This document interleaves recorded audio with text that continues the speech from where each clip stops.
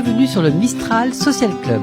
Aujourd'hui, nous sommes allés à la rencontre des organisateurs des premières rencontres intercollectives sur le pacte qui s'est déroulé à Salon de Provence les 4 et 5 mars dernier. Cette première rencontre était organisée pour faire le point 2 ans après la signature des pactes pour la transition avec les collectivités locales.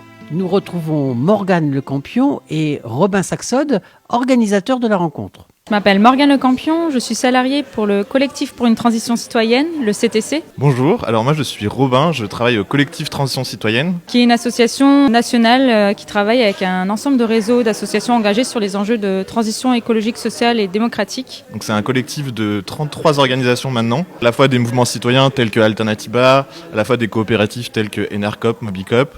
Et c'est ce grand mouvement qui a monté le projet de plaidoyer local et citoyen du pacte pour la transition. Donc avant tout c'était se faire rencontrer les différentes personnes du territoire qui travaillent sur le pacte pour la transition et qui veulent justement agir avec leurs élus. L'idée, c'était de proposer aux citoyens d'aller interpeller leurs candidats à l'élection municipale de 2020 en leur proposant 32 mesures pour rendre leur commune plus écologique, sociale et démocratique, amendées par des milliers de citoyens lors d'une grande consultation en ligne en 2020. C'est principalement les élus locaux des collectivités territoriales, donc les communes ou les intercommunalités, leurs élus. Je suis Catherine Renard, coordinatrice du pacte pour la transition sur le pays salonnais et en particulier sur Salon de Provence. Nous arrivons bien sûr aux 3 ans de mandat, donc nous sommes à mi-mandat de la mairie de Salon. On va avec les élus municipaux qui sont en contact avec nous, que sont Alexandra Gomez, l'élu à l'environnement, et puis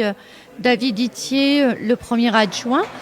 Nous allons reprendre avec l'ensemble des mesures que le maire avait signées et nous allons voir point par point quels sont les efforts qui ont été faits, les mesures qui ont été engagées, celles qui ne l'ont pas été, et on va également décider pour les 3 ans à venir des différents points qui vont être développés. Premier objectif, c'était vraiment de pousser les élus à s'engager sur les sujets de transition. C'était un peu ce qu'on disait à l'époque, le dernier mandat pour le climat, qui avait cet objectif-là de pousser les élus locaux à aller plus loin. Nous, on estime que la transition, elle peut se faire au niveau national, par des lois, etc. Mais c'est surtout au niveau local que les habitants doivent s'en saisir parce que c'est les premiers impactés dans leur territoire et dans leur mode de vie. D'une part, on a eu, contrairement à toute attente, un bon accueil de la municipalité dans un esprit de co-construction et ça, c'était vraiment hyper important pour nous. D'une manière générale, c'est plutôt positif. Là, on rentre dans une nouvelle campagne qui est la campagne mi-mandat. On arrive au bout de 3 ans de mandat des élus locaux et on va à nouveau avoir 3 ans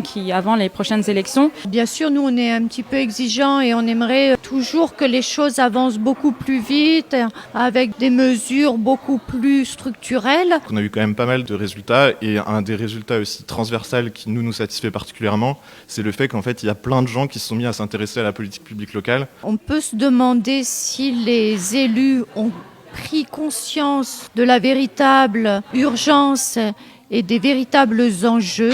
Là, le projet du pacte, c'est vraiment une signature de contrat entre le collectif local et l'élu. Et du coup, l'élu, quand il signe ce contrat, il est obligé de s'engager à faire le suivi, donc à informer le collectif, à construire les mesures avec le collectif. Bien sûr, on en doute toujours parce que les réponses ne correspondent pas du tout aux attentes et aux mesures qui devraient être prises. L'idée, c'est vraiment en 2026, quand l'élu viendra faire son bilan, nous aussi, on aura, en tant que collectif local, on aura un bilan sur le pacte et on pourra contester la mise en place de ces politiques. Si on regarde ce qu'il faudrait faire urgemment, on est forcément inquiet. Merci à Morgane, Robin et Catherine. Vous pouvez retrouver toutes les informations sur le pacte pour la transition sur le site www.pacte-transition.org. Et si la démarche vous intéresse, vous pouvez rejoindre l'association Pays Salonnais en Transition. Toutes les informations et les contacts sur leur site salontransition.fr. Merci à vous tous et à très vite sur le Mistral Social Club.